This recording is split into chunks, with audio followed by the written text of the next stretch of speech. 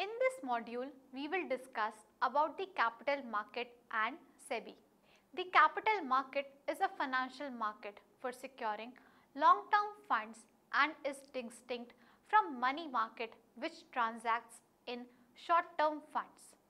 It brings together the institutional arrangements and facilities for borrowing and lending funds for medium term and long term. Capital market offers various investment options to the investors and facilitate channelization of savings pool for optimum distribution of capital and thereby enhancing the capital formation in the country. It is considered as the indicator of the inherent strength of the economy.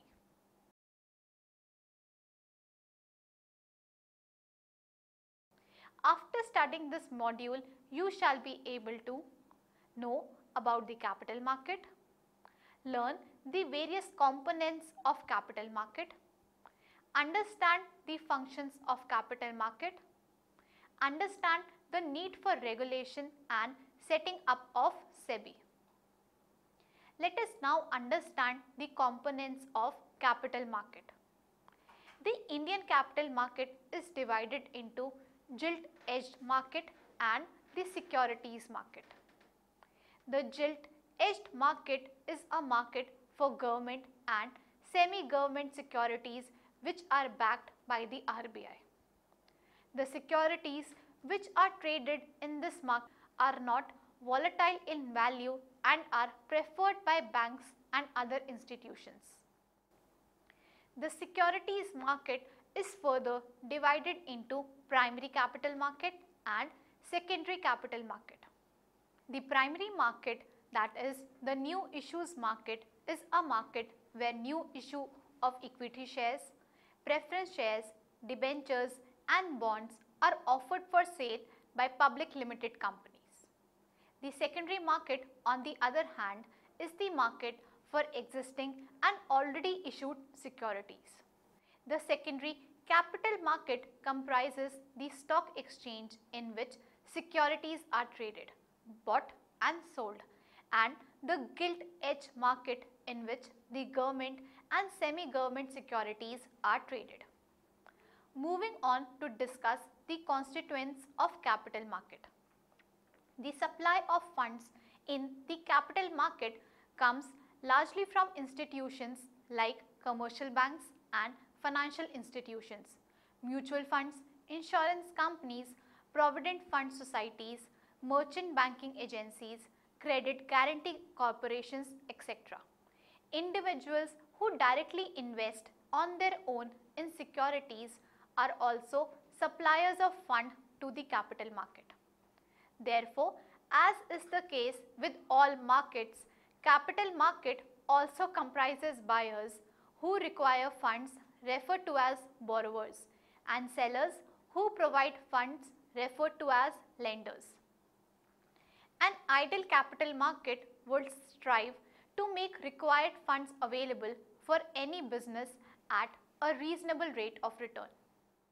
In addition, there are several intermediaries who operate in the capital market. These participants, such as brokers, merchant bankers, debenture trustees, portfolio managers, bankers to issue, registrar to issues and share transfer agents, etc., play a critical role in the development of capital market by providing a variety of services. The backbone of a capital market is formed by the various securities exchanges that provide a forum for equity market and debt market transactions. The stock exchange is one of the most important constituents of the capital market. Presently, there are 20 stock exchanges in the country, of which only 8 have been given permanent recognition. Others need to apply every year for recognition. However, the two main stock exchanges in India through which bulk of the trading is carried out are Bombay Stock Exchange (BSE) and National Stock Exchange (NSE). At present, more than 5,500 companies are listed on Bombay Stock Exchange, thus making it world's #1 exchange in terms of listed members.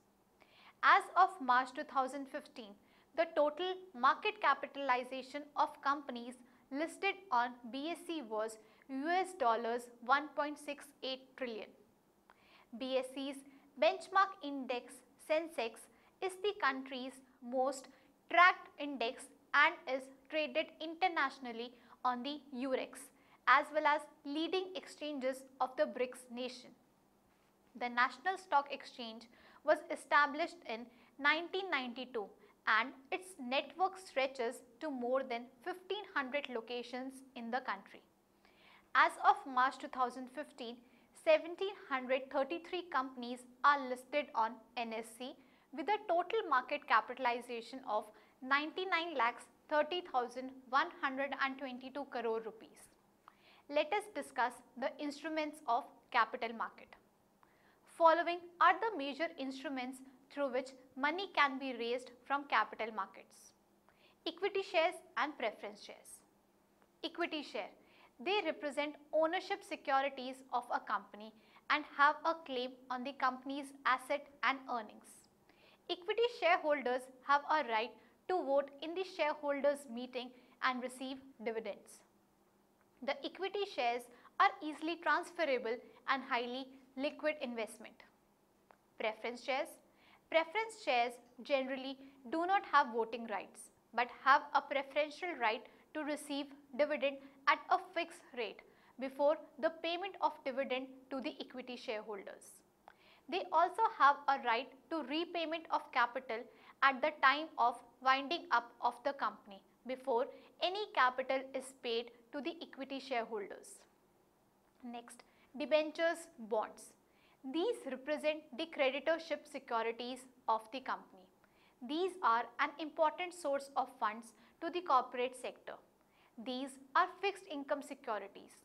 The holder of these instruments get a fixed periodic payment in the form of interest during the tenure of the bond and repayment of the principal amount on maturity. Next, American Depository Receipt ADRs. These are dollar-denominated negotiable receipts representing shares of non-US company held by US custodian bank that gives US investors right over a foreign share. ADR is a convenient and attractive investment option to US investors willing to invest and trade in overseas securities. These securities are listed on US stock exchanges and traded like any other listed share. Next, Global Depository Receipts GDRs. A GDR is similar to an ADR as described above, but is listed and traded outside US and outside the issuer's company. Most GDRs are generally denominated in US dollars or euros and are listed on international stock exchanges such as London or Luxembourg. Next, derivatives. A derivative is a financial instrument the value of which depends upon the underlying asset. The underlying asset can be stock indices, interest rate, share prices, foreign currency, etc. The most important derivatives are futures and option. The Bombay Stock Exchange and the National Stock Exchange offers trading in stock index futures, equity options, currency futures and currency options. Next, we shall discuss the functions of capital market. Stock exchanges discharge the following functions that aid in the systematic growth of capital formation. First, nexus between savings and investment.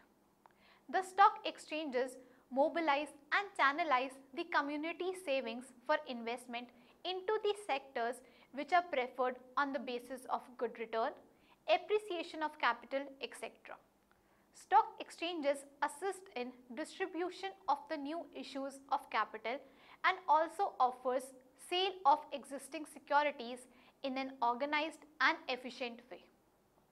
Members of stock exchanges also act as brokers and underwriters. They provide necessary assistance in the flotation of new issues and obtain subscription from investors all over the country. Second, marketplace. The stock market integrates private sector and government sector, domestic funds and external funds, the real and financial sector, and long-term and short-term funds. They provide a platform for the buying and selling of securities, thus facilitating transferability from the initial investor to the never-ending stream of buyers.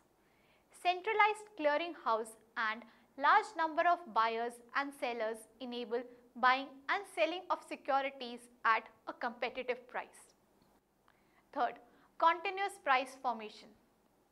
Since there are large number of buyers and sellers simultaneously operating in the market, this has continuing impact on the levels of share prices.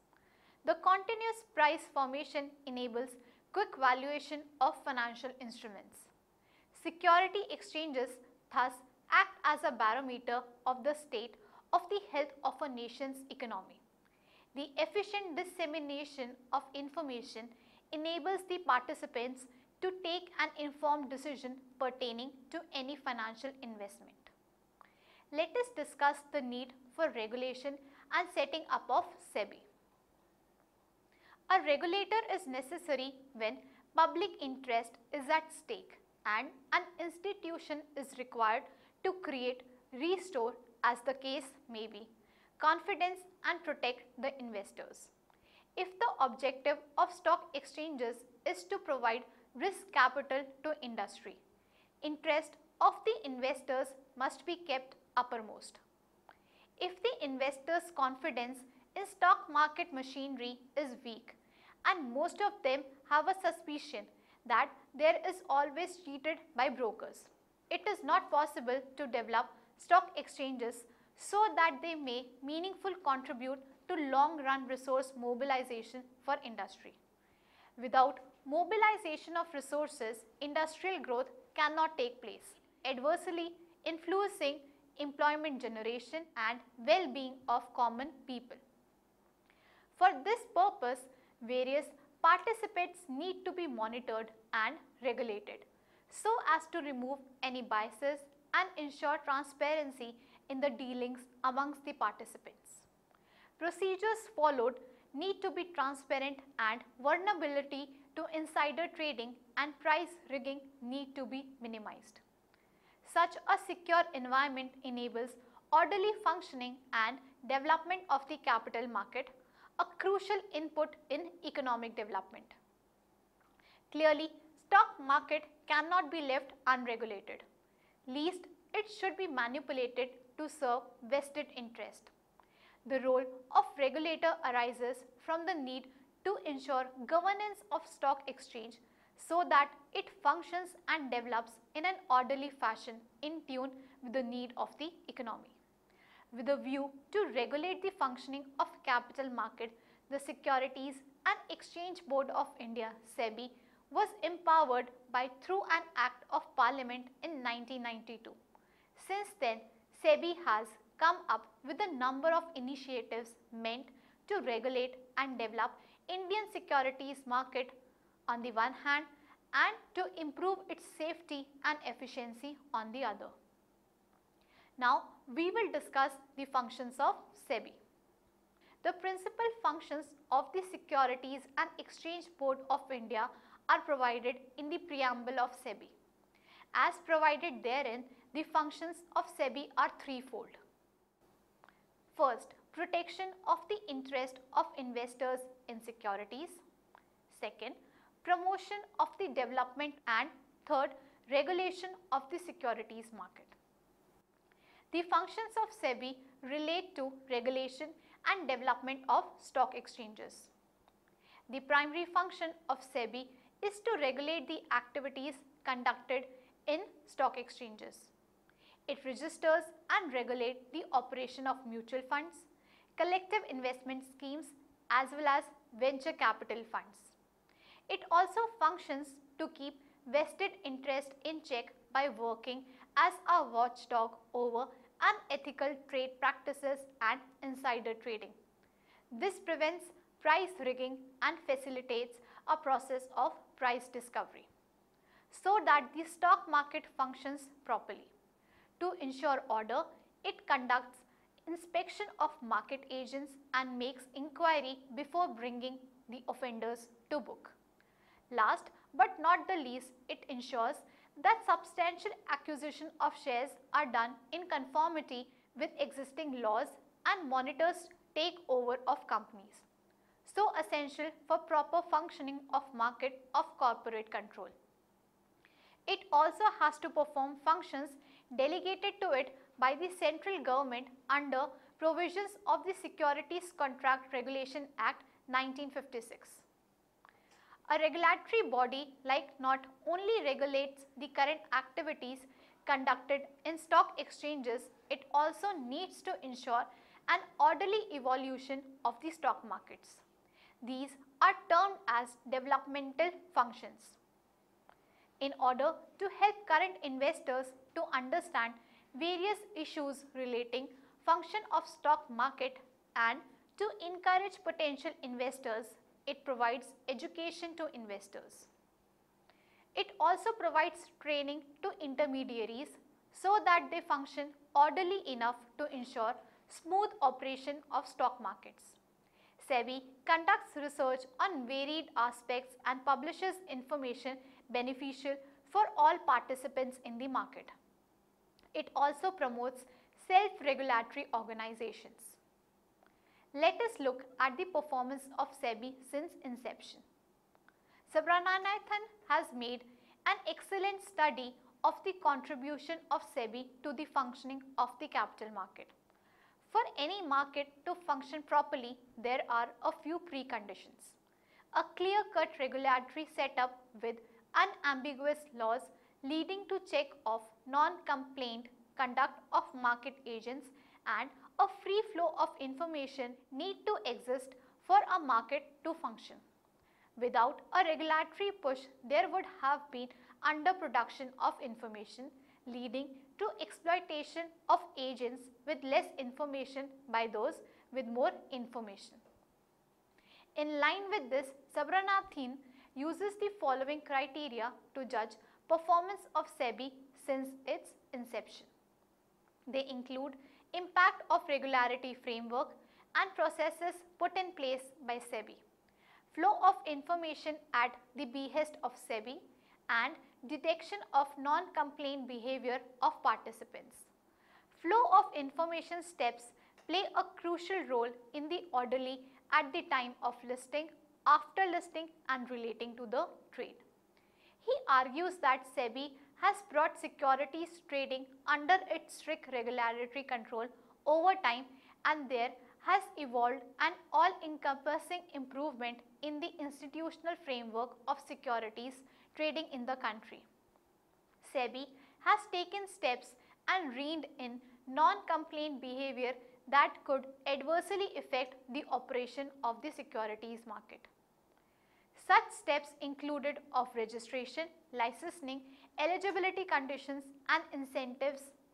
These apart, a number of the significant processes have been regulated to make market agents fall in line so that securities market may function effectively without any gain to unscrupulously.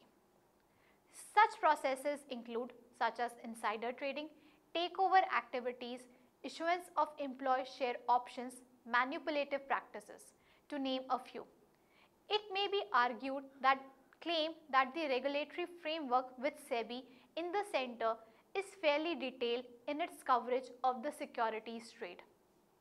As a market regulator, it has played a critical role in ensuring growth in activity of certain key categories of players in the market, namely such as FIIs and mutual funds. It should not be forgotten that with the announcement of the regulations governing mutual funds, the mutual industry was plagued by the opportunistic behavior of many early players, mitigating the very existence of the private sector segment of the asset management business. through securing itself a say in the process of writing accounting rules through NACAS. SEBI has ensured that the accounting policies of a listed firm are robust, so that it produces reliable information to market agents. This has gone a long way in aiding the scientific discovery of asset price, leading to minimization of the cost of transaction and the risk of settlement.